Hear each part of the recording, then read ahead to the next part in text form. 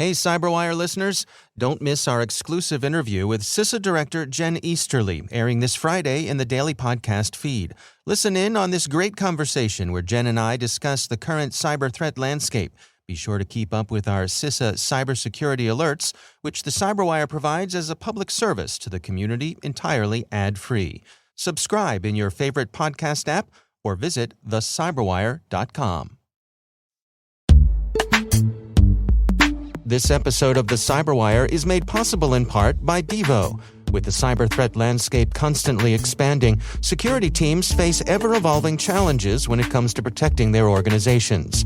That's why Devo's cloud-native logging and security analytics platform is built to help transform security operations for today and beyond. And it's why they're always looking to learn more about how they can support and deliver value to the cybersecurity community. Devo's CEO, Mark Van Zadelhoff, touches on this and more through candid conversations with cybersecurity leaders on his podcast, Cyber CEOs Decoded. Tune in for the inside scoop. Devo, more data, more clarity, more confidence. And we thank Devo for sponsoring our show.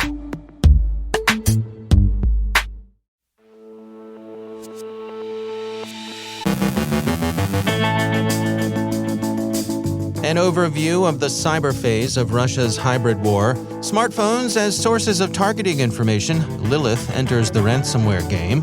ChromeLoader makes a fresh appearance. Honda acknowledges that rolling pwn is real.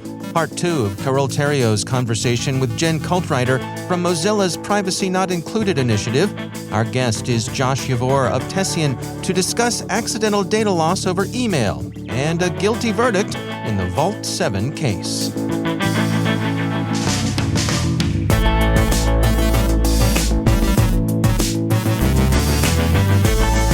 From the CyberWire studios at Data Tribe, I'm Dave Bittner with your CyberWire summary for Thursday, July 14th, 2022.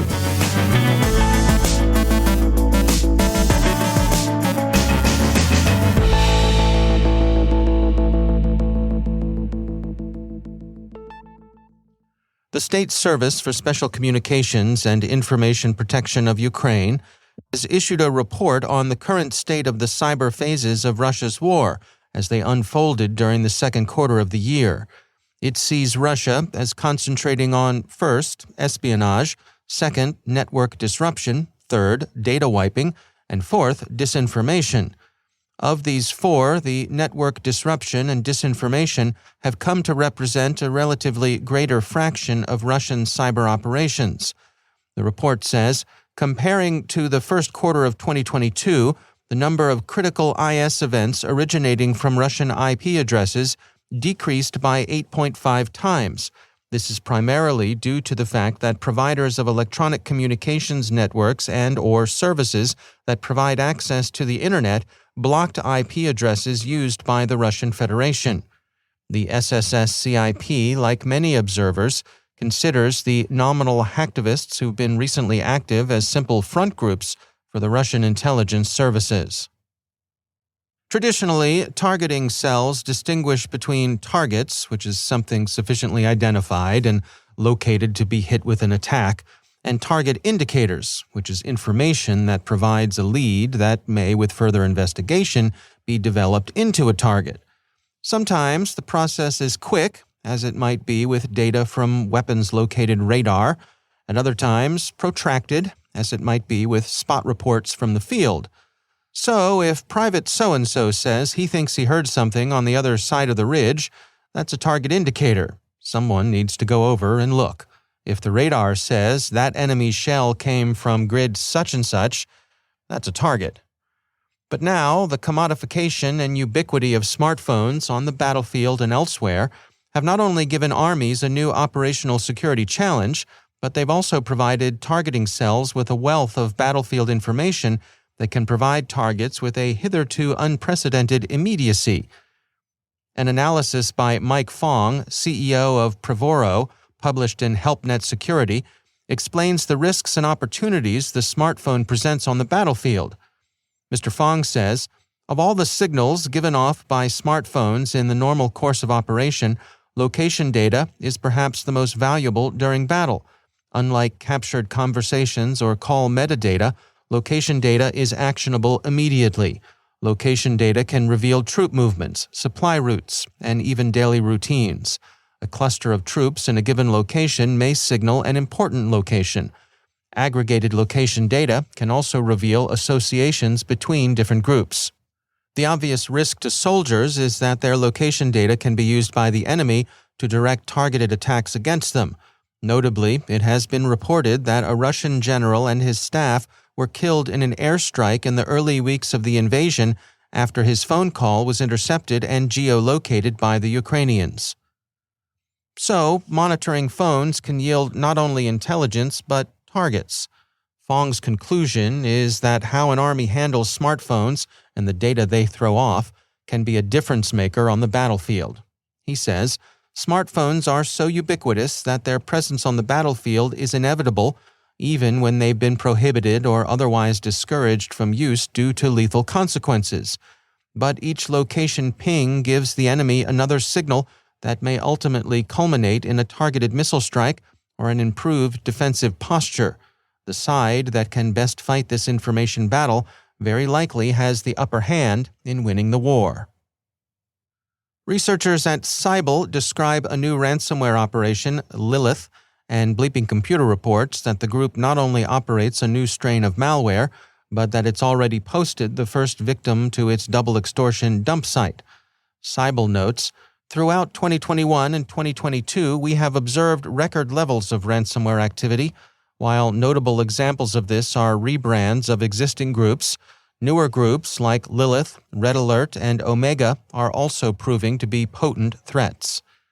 As far as the origins of the name Lilith are concerned, she's either a demon from Mesopotamian mythology or the spouse of Dr. Crane on Cheers.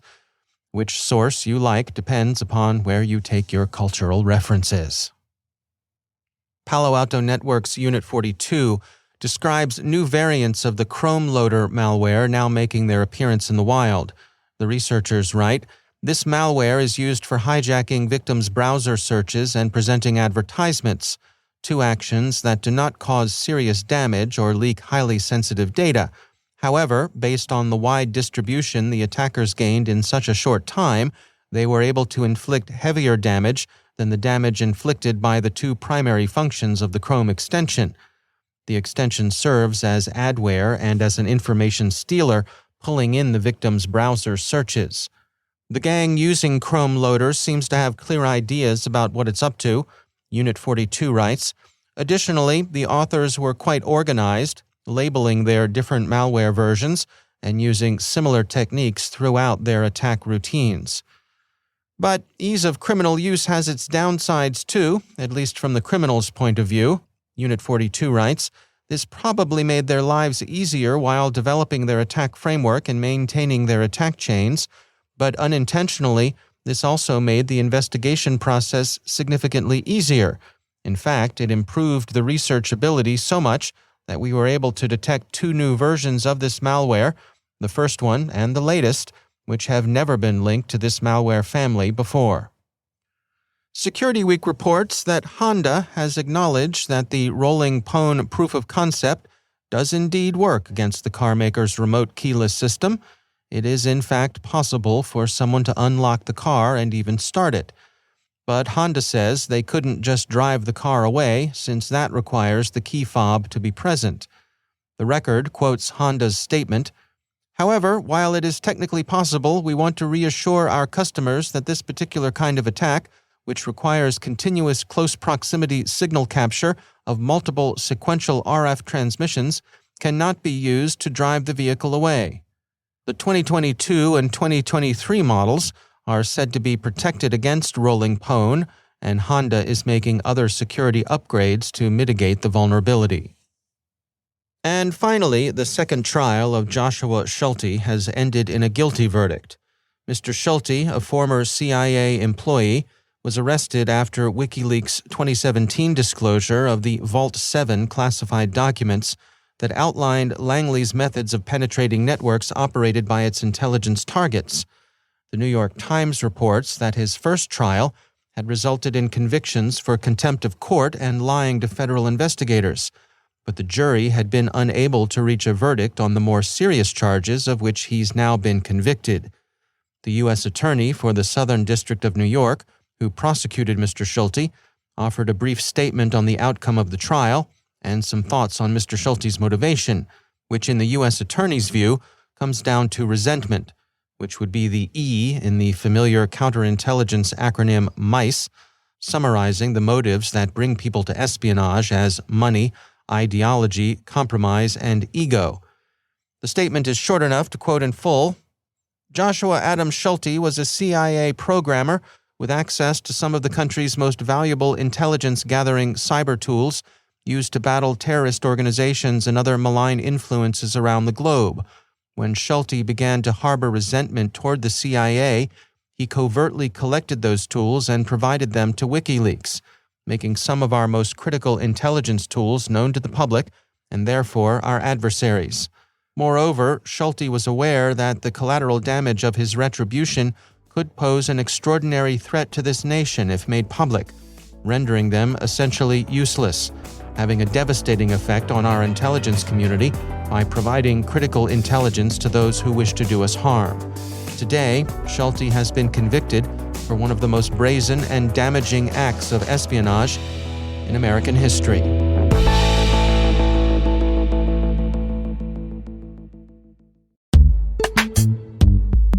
And now, a word from our sponsor, Recorded Future. Staying one step ahead of the rapidly evolving threat landscape requires a constant flow of daily intelligence. To stay up to date on everything happening in the world of cybersecurity, join over 50,000 other security professionals who subscribe to the Cyber Daily. With daily email updates on the latest cybersecurity news, top threat actors, exploited vulnerabilities, suspicious IP addresses, and more, the Cyber Daily is the first thing security professionals check every morning. To learn more and subscribe for free, go to recordedfuture.com/cyber-daily. And we thank Recorded Future for sponsoring our show.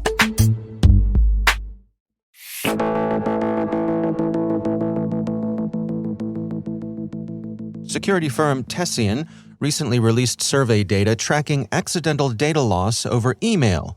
Josh Yavor is Chief Information Security Officer at Tessian. We see that around 3 in 5 organizations have experienced accidental data loss via email in the last year. I just mentioned email. The reason I mention that is because the majority of the reported data loss events, they have a human cause at the as a root cause.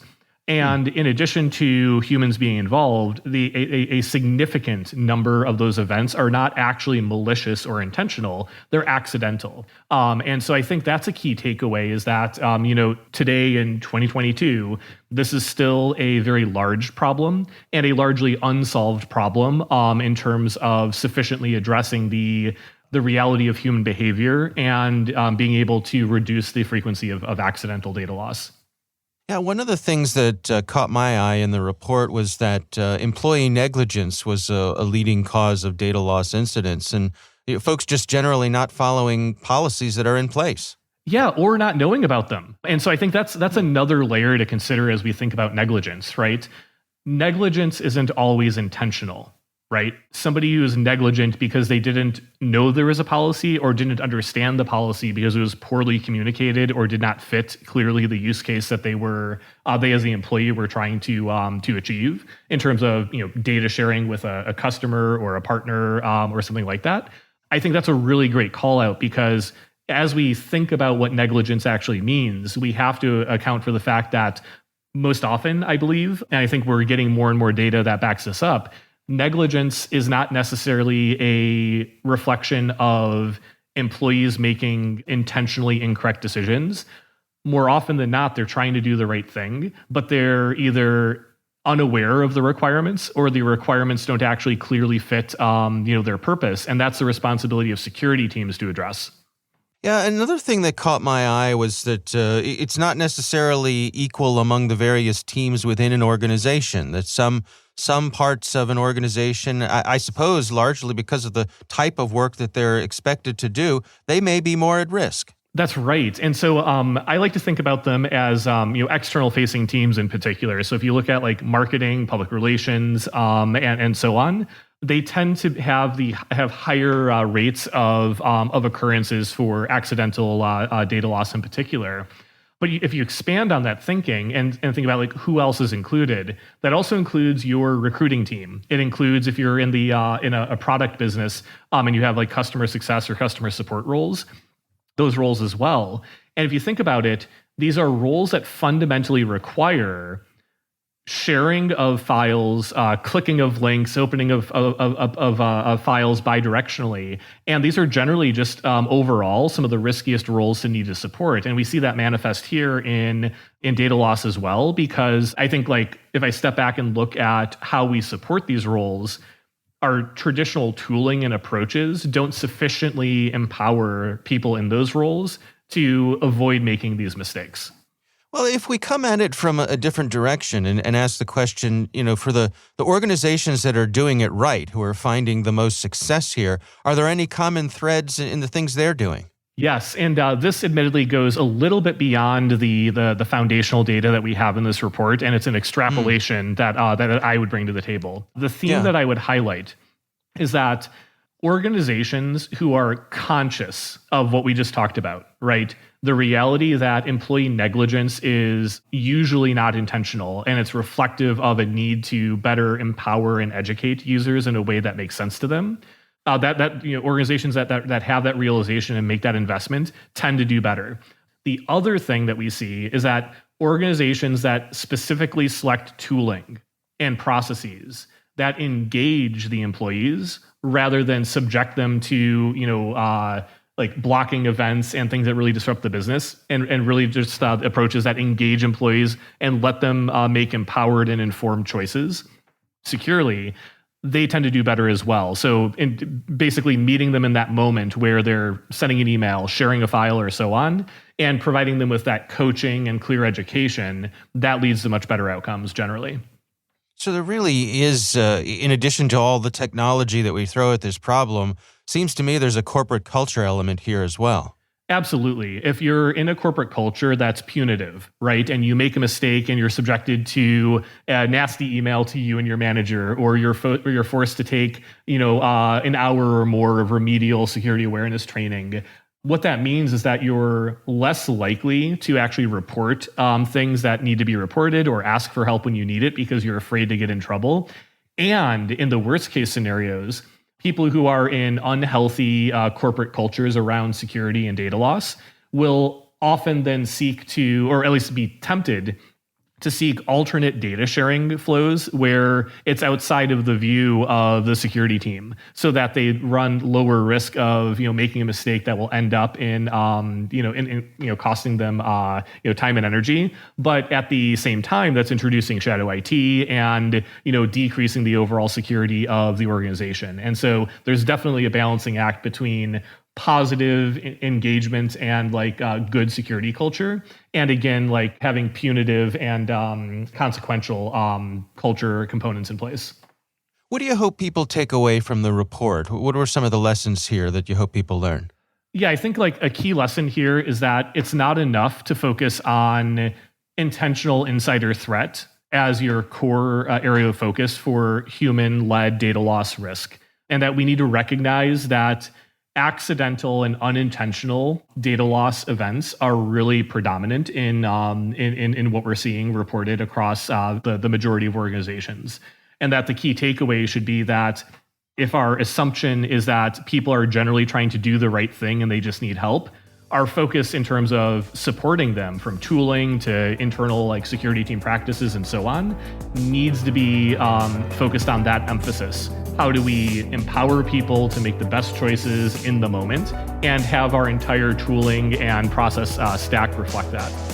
That's Josh Yavor from Tessian.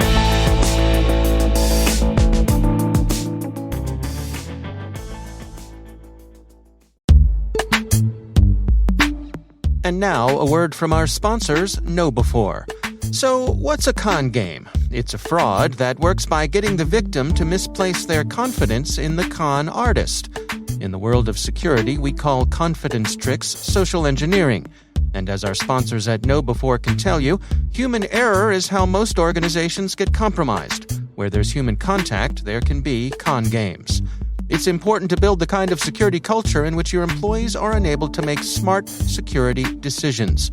To do that, they need new school security awareness training. See how your security culture stacks up against Know Before's free phishing test. Get it at knowbefore.com/phishing test. That's knowbefore.com/phishing test. And we thank Know Before for sponsoring our show.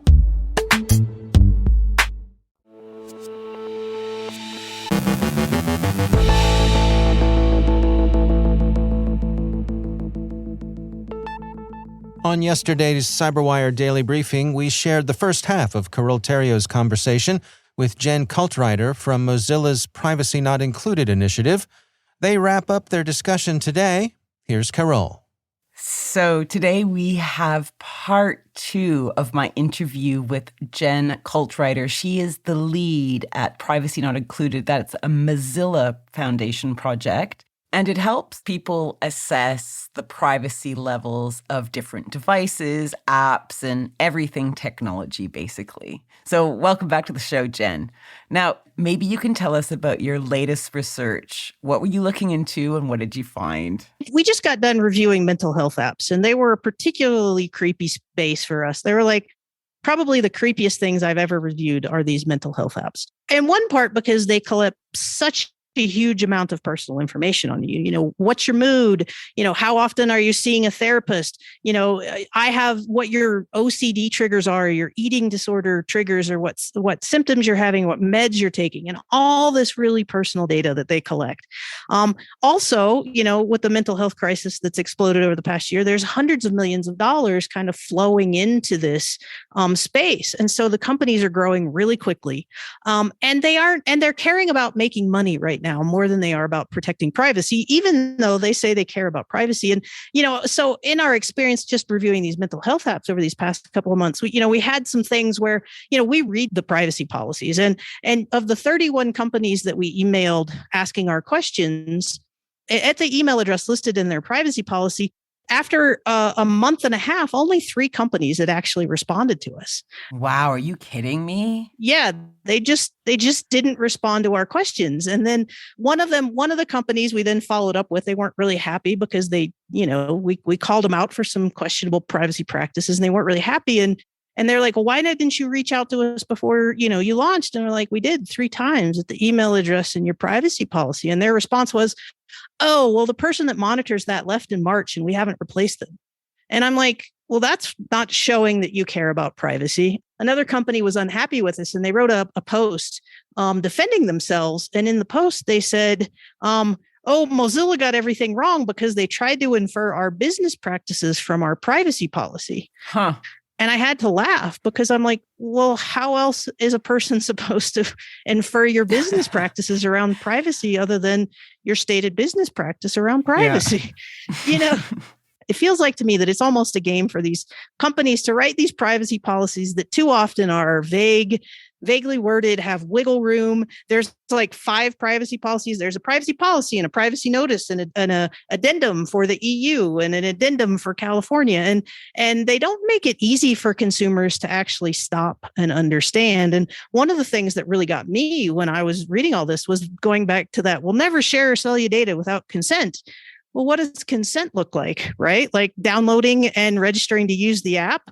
I think too often might count as consent, which most people are like, no, that's not consent. I just want to use your app. You better ask me first before you give my personal data to Facebook. And no, that based on my reads of privacy policies, a lot of time consent is as simple as you downloaded the app, you registered, you've given us your consent to do this. And then you read, well, how do I withdraw consent? And a lot of times it's like, in order to withdraw consent, you must delete the app. Yeah. You're like, that's not great. Even if consumers do go in and read privacy policies, which please do. I'm a nerd and I know they suck and it's hard to read them, but it's also a good exercise. But there's just so many questions that you kind of walk away with where things aren't clear that maybe even if you read it, it sounds good at the top, but then you actually get down into the depth of it and you're like, hold on.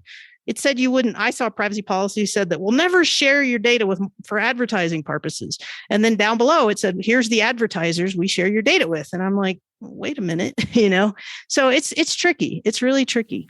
Do you think the value that we're putting on so-called big data is what's causing this problem? Oh, yeah, absolutely. I mean, back in 2017 that we started, okay, so there was your fitness tracker tracked your steps and maybe your heart rate, and your smart speaker would listen for, a couple of commands. But now, we have apps that are collecting our conversations with therapists. We have apps, we have fitness trackers that can tell your emotional state and whether you're drunk or not.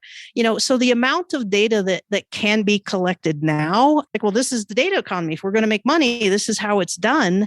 But there's just so much personal information that's out there now, so much more that, people are going to, I think, rather quickly go for, nothing bad's happening. I'm not feeling any repercussions from all this data sharing, to, holy crap, how do they know this about me? And now what do I do? How do I take that back? And so, I feel like in any kind of, justice movement, there's a tipping point, and we're not quite at that tipping point with privacy. But I feel like it's getting awfully close, when your cars can know everywhere you've been, and your mental health apps can know your emotional state, and Facebook can, is developing, algorithms to know as much personal information about you as can, so that, people all over the world could target you with ideologies. It's getting really scary. And, now's the time to kind of make a difference, I feel like. Sometimes we have to end on a more sobering note, but an important one. We've just been talking with Jen Coltrider. She is the lead at Privacy Not Included, a Mozilla Foundation project. That's Carole Theriault speaking with Jen Coltrider from Mozilla's Privacy Not Included initiative.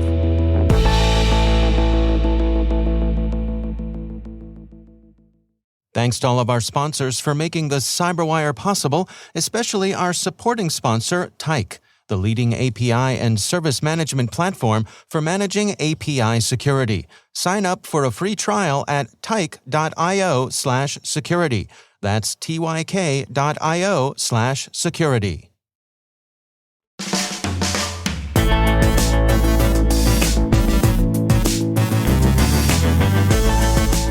And that's the CyberWire. For links to all of today's stories, check out our daily briefing at thecyberwire.com. The CyberWire podcast is proudly produced in Maryland out of the startup studios of Data Tribe, where they're co-building the next generation of cybersecurity teams and technologies. Our amazing CyberWire team is Liz Irvin, Elliot Peltzman, Trey Hester, Brandon Karp, Eliana White, Peru Prakash, Justin Sabi, Rachel Gelfand, Tim Nodar, Joe Kerrigan, Carole Theriault, Ben Yellen, Nick Valecki, Gina Johnson, Bennett Moe, Chris Russell, John Petrick, Jennifer Iben, Rick Howard, Peter Kilpie, and I'm Dave Bittner. Our in-studio executive producer today was Dexter the dog. Thanks for listening.